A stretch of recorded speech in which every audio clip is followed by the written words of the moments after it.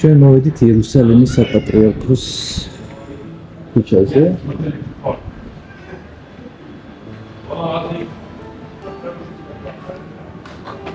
მოვედით თითქმის სადაც უნდა მივიდეთ წმინდა ნიკოლოზის ქართულ ეკლესიასთან.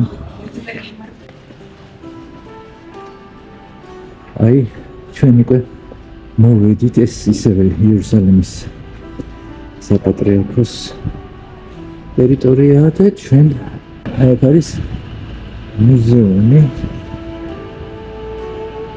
იერუსალიმის საპატრიარქოს, მაგრამ ეს მუზეუმი როგორც ხედავთ დაკეტილია და როგორც ვიცი დაკეტილია ყოველთვის. ჩვენ ოდნავ კიდევ უნდა გავაგრძელოთ გზა. აი აქ უნდა მივიდეთ. აი აქ. მისი უნეტარესობა ალბათ გამოგზანდება ახლა და გაემგზავრება სადღაც, იმიტომ რომ ამ მანქანას დაფოქის აქ რო დგას აწერია ფილადელფი. ანუ აი ეს არის. ეხლა ჩვენ ვიმყოფებით წმინდა ნიკოლოზის ქართულ მონასტერში.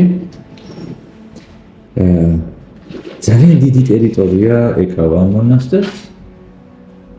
შემდეგ უფრო დაწვრილებით აკეთებთ და აქ ჩვენ ხვდებით ქართულ წარწერებს და საკმაოდ გლომად.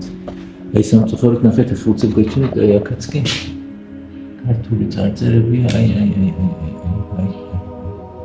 და ბევრი მათგანი არის დაზიანებული. ეხლა გიორგი შეეცდება გადაიღოს ეს ყველაფერი. მე დაგათვალიერებინებთ ახლა ამ ეზოს. მე ეზოს ვიღებ, გიორგი შენაც შეგეძლო. ეზოკია ეს არის ტერიტორია.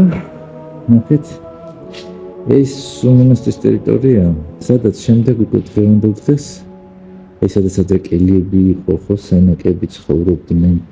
ეს მონასტრის ეზოა. მონასტერი როგორც ხედავთ მეორე სართულზეა რომ ხო?